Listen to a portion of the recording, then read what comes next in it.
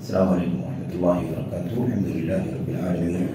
والصلاۃ والسلام علی اشرف الانبیاء والمرسلین نبینا محمد وعلی آلہ واصحابہ اجمعین وبعد۔ یقول اللہ سبحانہ وتعالی ان اللہ یعلم غیب السماوات والارض واللہ بصیر بما تعملون۔ سورۃ الحجرات کی یہ آیت آخری آیت کریمہ ہے۔ اس آیت کریمہ میں اللہ تبارک و تعالیٰ نے بطور تاکید اور اسی طرح سے بطور خلاصہ پچھلے مضمون کی باتوں میں جو اللہ تبارک و تعالیٰ کے علم کا تذکرہ کیا گیا ہے، یہ بات بیان فرمائی ہے کہ یقیناً اللہ تبارک و تعالیٰ آسمانوں اور اسی طرح سے زمین کے غیبوں کا جاننے والا ہے، اور تم جو کچھ بھی کر رہے ہو اللہ تبارک و تعالیٰ اسے دیکھ رہا ہے، اسے خوب دیکھنے والا ہے۔ تو اس آیت کریمہ میں اللہ عز و جل نے اپنی دو عظیم الشان خوبیاں، دو صفات کمال کے اوصاف جو اللہ تبارک و تعالیٰ کے ہیں، اعلیٰ اوصاف، ان کا تذکرہ فرمایا ہے۔ اللہ فرماتا ہے ان اللہ یعلم غیب السماوات والارض، پوری تاکید کے ساتھ اور اسی طرح سے عموم شمول اطلاق کے ساتھ جو انداز عربی زبان میں گفتگو کا ہو سکتا ہے کسی بھی چیز کی تاکید کا یا کسی بھی چیز کے عموم کا، شمول کے بیان کرنے کا، ان تمام آداب کے ساتھ اللہ تبارک و تعالیٰ نے اس آیت کریمہ میں ارشاد فرمایا ان اللہ، بے شک اللہ تبارک و تعالیٰ، یقینی بات ہے، برے طور پر یقینی ہے، اس میں کوئی شک نہیں، کوئی شبہ نہیں۔ اللہ تعالیٰ خود فرماتا ہے ان اللہ یعلم غیب السماوات والارض، بے شک اللہ تبارک و تعالیٰ علم رکھتا ہے، جانتا ہے غیب السماوات والارض، آسمانوں کے غیب کو اور زمین کے غیب کو۔ تو اب سوچئے کہ سماوات اور ایسے ہی الارض، یہ اللہ تبارک و تعالیٰ کی دو عظیم الشان بڑی بڑی مخلوقات ہیں، آسمان اور ایسے ہی زمین۔ عام طور پر قرآن کریم کی آیات میں السماوات کو جمع استعمال کیا گیا ہے اور الارض یعنی زمین کو واحد استعمال کیا گیا ہے، لیکن ظاہر ہے کہ قرآن کریم کی آیتوں ہی سے یہ بھی ثابت ہے کہ جیسے آسمان کے 7 طبق ہیں یعنی 7 آسمان ہیں، ایسے ہی زمین بھی 7 ہے، جیسا کہ اللہ تبارک و تعالیٰ نے فرمایا وَمِنَ الْأَرْضِ مِثْلَهُنَّ، جیسے آسمان 7 ہیں ایسے زمینیں بھی 7 ہیں۔ لیکن اللہ تبارک و تعالیٰ کے کلام کا اپنا ایک انداز ہے، اپنا ایک اسلوب ہے۔ مفسرین کے ہاں اس حوالے سے باتیں ہیں، کئی ہے کہ کیوں اللہ تبارک و تعالیٰ نے آسمان یعنی سماوات کو جمع استعمال کیا ہے، کیوں الارض کو واحد استعمال کیا ہے۔ بہرحال اس میں جانے اور زیادہ گفتگو کرنے کا ہم سے یہاں تعلق نہیں ہے، کیونکہ ہم دراصل مضمون پر گفتگو کر رہے ہیں، اس کے لغوی بحث پر اور اس طرح سے جو تعلیلات وغیرہ کی چیزیں اس پر گفتگو نہیں کرتے۔ اس لیے ہمارا جو مضمون ہے وہ یہ ہے کہ ہم یہ سمجھیں کہ آیت کریمہ کا پیغام کیا ہے، آیت کریمہ کا معنی کیا ہے، اس میں کیا سبق ملتا ہے، اس سے کیا مسئلہ مستفاد ہوتا ہے، نکلتا ہے، اس کے ذریعے سے ہماری اور آپ کی عقدی زندگی میں، ہماری اور آپ کی عملی زندگی میں انشاءاللہ تبارک و تعالیٰ بہت کچھ تبدیلیاں پیدا ہوں گی اور بہت کچھ ہماری اور آپ کی اصلاح کا اس میں سامان ہو سکے گا۔ تو اللہ تبارک و تعالیٰ فرماتا ہے آسمانوں کے غیب کو جانتا ہے، یقین اللہ تبارک و تعالیٰ آسمانوں کے غیب کو، غیب کا لفظ جو ہے غاب یغیب کے معنی ہوتے ہیں چھپ جانا، پوشیدہ ہو جانا، کھو جانا۔ اللہ فرماتا ہے غیب کہتے ہیں ہر اس چیز کو جو انسانی حواس سے چھپا ہوا۔ انسانی حواس، ہمارے پاس ایک حادثہ ہے دیکھنے کا، اس سے چھپا ہوا کوئی چیز چھپی ہوئی ہو، ہمارے پاس ایک حادثہ ہے سننے کا، کان، اس سے کوئی چیز چھپی ہوئی ہو، یا ایسے ہی کوئی چیز ایسی ہو جو چھوئے جانے والی چیز ہو تو ہاتھ کے حادثے سے، چھونے کے حادثے سے وہ چیز غائب ہو، نہ آتی ہو چھونے۔ اس طرح سے جو بھی حواس ہیں، حواس، سونگنے کا حادثہ ہے مثال کے طور پر، چکھنے کا حادثہ ہے مثال کے طور پر، یہ حواس ہے، حواس خمسہ۔ تو انسانی صلاحیتیں، انسانی حواس جو ہیں، ان حواس سے جو چیز غائب ہو،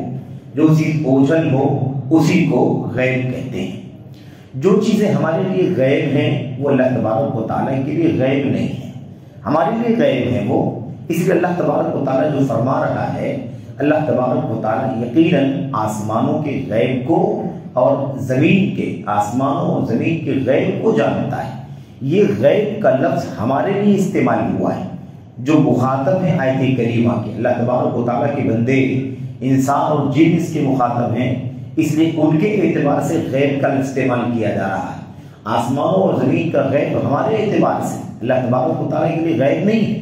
اللہ تبارک و تعالیٰ کے لیے آسمانوں اور زمینوں میں جو ہمارے لیے غیب ہے وہ اللہ کے لیے حاضر ہے۔ اللہ تبارک و تعالیٰ کے علم میں وہ مشہود ہے، یعنی حاضر ہے، شاہد ہے، سامنے ہے۔ تو اللہ تبارک و تعالیٰ کی کلام کی آیتوں میں جہاں جہاں اس طرح کی تعبیر آئی ہوئی ہے، وہاں یاد رکھیں کہ غیب سے مراد جو چیز انسانی حاستوں سے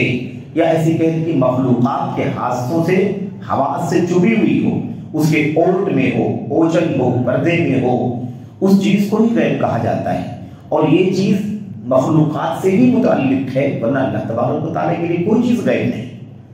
تو ہمیں سمجھانے کے لیے کہ بندو تمہیں جو چیزیں غیب کی ہیں، جس کو تم دیکھ نہیں سکتے، جس کو تم سن نہیں سکتے، جس کو تم چھو نہیں سکتے، جس کو تم چکھ نہیں سکتے، جس کو تم اور بھی صلاحیتوں سے اس کا ادراک نہیں کر سکتے، وہ سب کچھ میں جانتا ہوں۔ تو یہ چیز ذہن میں رہنی چاہیے۔ تو اللہ تبارک و تعالیٰ نے اس کو پوری تاکید کہ آسمانوں میں، یعنی آسمان، ساتوں آسمان، جہاں جہاں تک اس کا آغاز ہے، جہاں سے اور جہاں جہاں تک اس کی انتہا ہے، سارے کی سارے گوشے، سارے کے سارے پہلو، کوئی کونا ہو، کوئی کنارہ ہو، کوئی افق کا حصہ ہو، کوئی مشرق ہو، کوئی مغرب ہو، شمال ہو، جنوب ہو، رات کے اجالے اندھیرے کی بات ہو، دن کے اجالے کی بات ہو، کوئی تفریق نہیں۔ آسمانوں کے غیب کو اللہ تبارک و تعالیٰ جانتا ہے۔ آسمانوں میں جو چیزیں ہماری نگاہوں میں نہیں آتی، ہماری سماعت میں نہیں آتی، ہمارے بس میں نہیں آتی، ہمارے لمس میں نہیں آتی، ہماری شم میں نہیں آتی، وہ ساری کی ساری چیزیں اللہ تبارک و تعالیٰ کے علم میں ہیں۔ والارض، اللہ تبارک و تعالیٰ، گرچہ یہاں پر زمین کا لفظ واحد استعمال کیا گیا، لیکن ال لگا ہوا ہے، الف لام، اور یہ ظاہری استغراق کے لیے ہے یا عموم کے لیے ہے، جنس کے لیے ہے، جو بھی تعبیر ہو سکتی ہے۔ بہرحال اس کے اندر زمین مراد ہے، خواہ وہ 1 ہو، 2 ہو، 3 ہو، 4 ہو، 7 زمینیں ہیں، ساتوں اس کے اندر شامل ہے۔ آسمانوں کے غیب کو اور ایسے ہی زمین کے غیب کو، سب کو اللہ تبارک و تعالیٰ جانتا ہے۔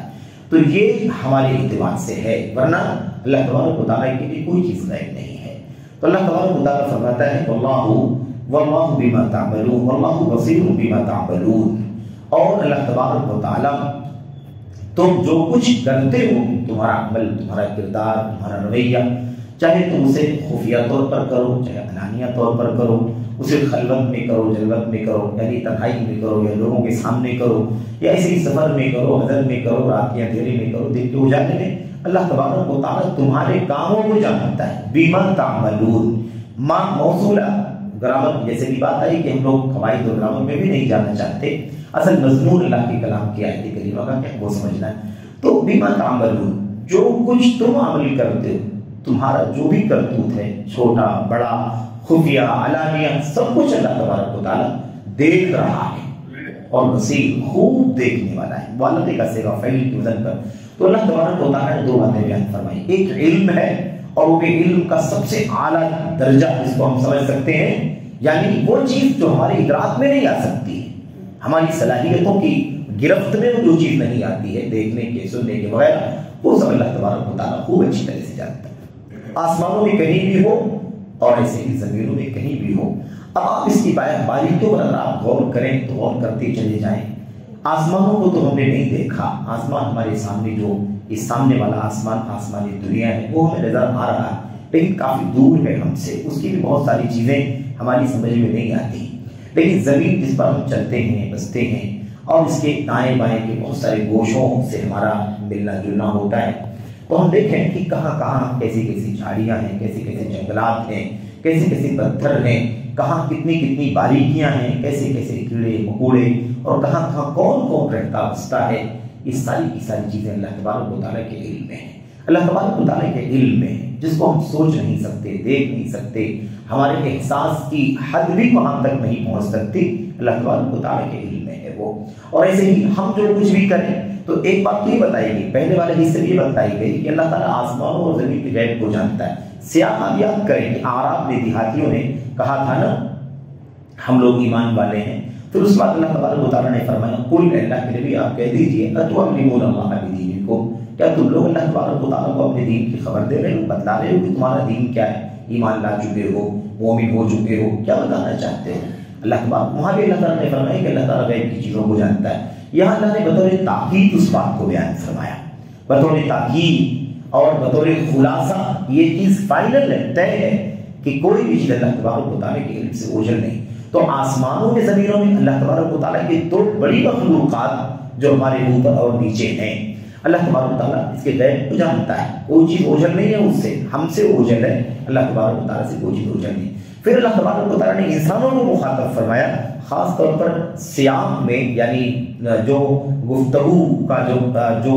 جو پیرایا ہے، اس گفتگو کی پیرائی میں اعراب اور دیہاتیوں کو خصوصیت کے ساتھ مخاطب کیا جا رہا ہے، اور سارے بندگان کو عمومی طور پر مخاطب کیا جا رہا ہے۔ اور اللہ فرماتا ہے اللہ بصیر بما تعملون، تم جو کچھ بھی کرتے ہو اللہ تبارک و تعالیٰ اسے دیکھ رہا ہے۔ تو یاد رہے کہ تمہاری کرتوت اللہ کی نگاہ میں ہے، اور دنیا کی کوئی بھی چیز کہیں بھی ہو، آسمانوں میں زمینوں میں، اللہ تبارک و تعالیٰ کے علم غیب میں وہ چیز حاضر موجود ہے، تمہیں دکھائی نہیں دیتا، تمہیں نظر نہیں آتا، تمہیں سنائی نہیں دیتا، تمہیں سمجھ میں نہیں آتا، تم چھو نہیں سکتے، تم سونگ نہیں سکتے، وہ اللہ تبارک و تعالیٰ کے علم میں ہے۔ یہ فائنل چیز ہے۔ یہاں پر ایک متفقہ عقیدہ اہل سنت والجماعت کا کتاب اللہ کی اس آیت کریمہ کی روشنی میں، اور ایسے ہی متعدد آیات خود اللہ کے کلام کی آیتوں میں، اور ایسے ہی نبی کریم صلی اللہ علیہ وسلم کی متعدد احادیث کے اندر یہ مسلم عقیدہ ہے کہ غیب جس کو ہم کہتے ہیں اس کا علم اللہ تبارک و تعالیٰ کے پاس ہے۔ جو چیز اللہ تبارک و تعالیٰ نے ہم سے چھپا رکھی ہے وہ چھپی ہوئی ہے ہم سے، اس کا علم اللہ تبارک و تعالیٰ کے پاس ہے، وہ اللہ کے لیے غیب نہیں ہے۔ لیکن جو چیز ہمارے لیے غیب ہے وہ غیب ہے، اللہ کے بتائے بغیر ہم نہیں جان سکتے اسے۔ اللہ تبارک و تعالیٰ بتا دے اپنے بندوں میں سے، اللہ تبارک و تعالیٰ اپنے مقرب بندوں میں سے، اپنے رسولوں کے ذریعے سے کوئی پیغام ہم تک پہنچا دے تو ٹھیک ہے، اس کا علم ہو جائے گا۔ لیکن بہرحال بلا بتائے ہم کوئی چیز جان لیں، یہ چیز ممکن نہیں ہے۔ تو اللہ تبارک و تعالیٰ کے یہاں علم غیب، تو علم غیب اللہ تبارک و تعالیٰ کا خاصہ ہے کہ غیب کا علم اللہ تبارک و تعالیٰ کے پاس ہے۔ اللہ تبارک و تعالیٰ کے لیے وہ غیب نہیں ہے، بلکہ وہ معلوم ہے اللہ کے یہاں، جو حاضر کے درجے میں ہے۔ قل لا يعلم من في السماوات والارض الغیب الا اللہ،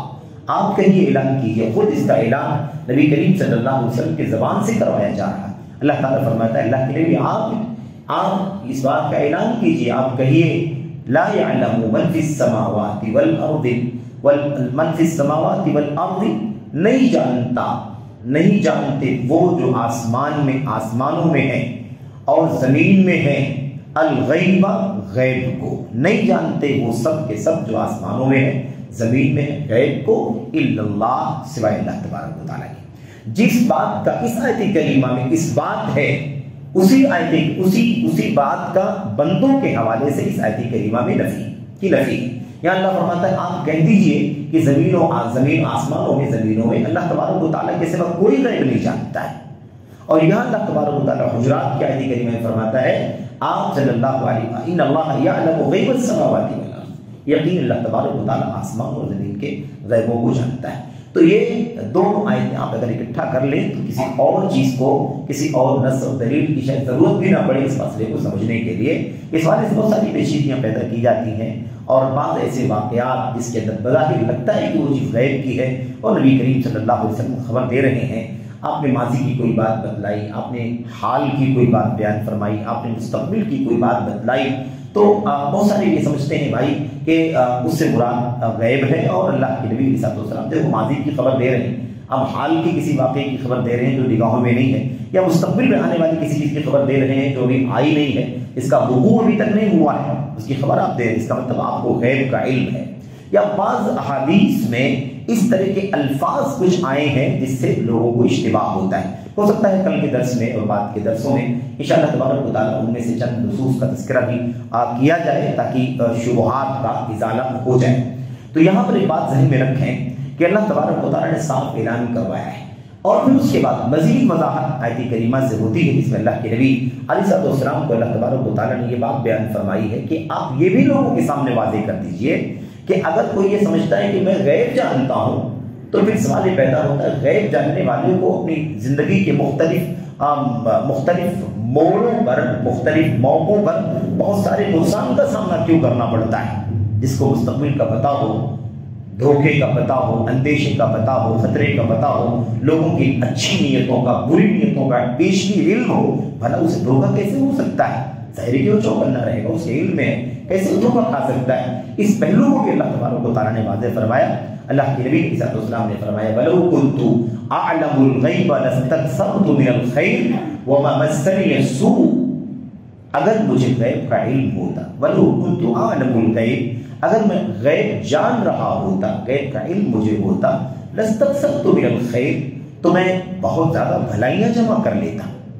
بہت زیادہ بھلائیاں اکٹھا کر لیتا۔ ظاہر ہے کہ آپ کو نہیں معلوم، آپ کو نہیں معلوم، مجھے معلوم ہو کسی چیز کا تو میں فائدہ اٹھا لوں گا کہ نہیں اٹھا لوں گا، آپ کو اس کا علم نہیں۔ اللہ کے نبی صلی اللہ علیہ وسلم نے یہ بھی کہا اللہ تعالیٰ کی طرف سے کہ اگر میں غیب جانتا تو لستکثرت،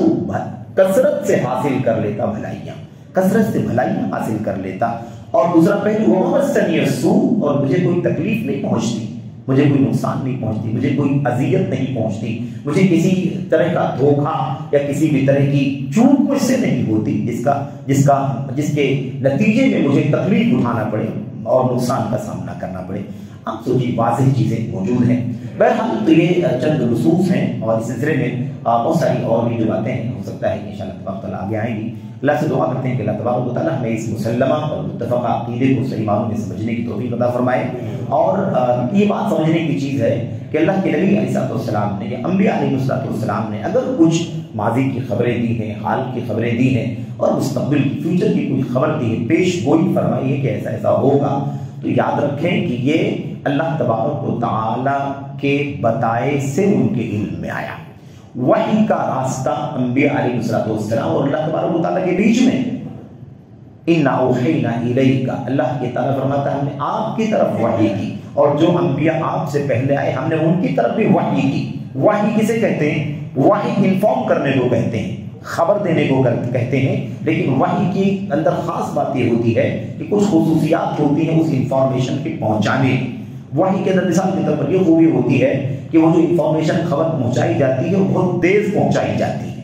وحی کہتے ہیں بہت تیز ترین خبر پہنچانے کو۔ نمبر 2 دوسری خوبی پائی جاتی ہے کہ بہت راز میں رہتی ہے وہ خبر، ایک دم سر، ایک دم رازدارانہ وہ خبر پہنچائی جاتی ہے۔ جس کو اللہ تعالیٰ پہنچاتا ہے وہی جانتا ہے، جس کے ذریعے پہنچائی جاتی ہے خبر وہ فرشتہ ہی جانتا ہے، اور اللہ تبارک و تعالیٰ کی تو علم میں ہر چیز ہے، ورنہ تیسرا کوئی نہیں جان سکتا۔ تو یہ چند خصوصیات ہیں۔ ہے وحی کا معنی انفارمیشن، وحی کا مطلب معنی خبر دینا، پہنچانا، یہی معنی ہے اس کا۔ تو وحی کا راستہ اللہ تبارک و تعالیٰ اور اس کے نبیوں اور رسولوں کے بیچ میں، چاہے وہ انسانی رسول ہوں اور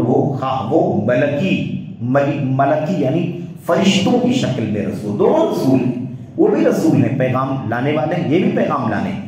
ملائکہ اللہ تعالیٰ کی طرف سے پیغام اللہ کے رسولوں تک لانے والے ہیں یا اللہ کے دیگر بندوں تک لانے والے ہیں، اور اللہ تبارک و تعالیٰ کے رسول جو ہیں یہ اللہ تبارک و تعالیٰ کے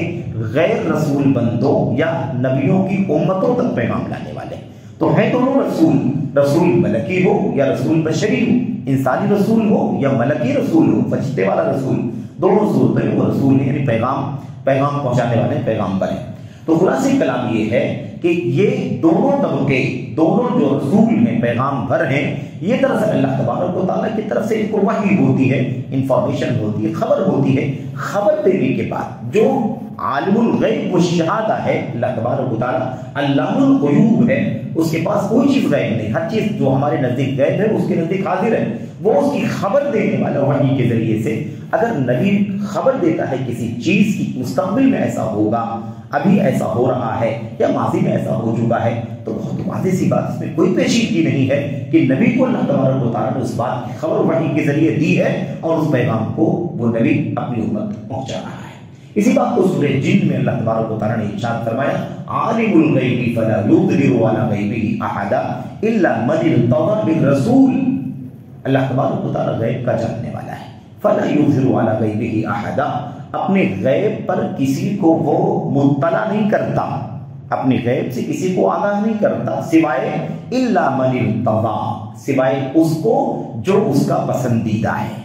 جو اس کا پسندیدہ ہے۔ اس کی وضاحت کس سے ہو رہی؟ من رسول، یعنی جیسے اس کا رسول ہے. رسول اللہ تبارک و تعالیٰ کے سارے اللہ کے پسندیدہ ہیں، اللہ کے برگزیدہ پسندیدہ مصطفیٰ مختار بندے.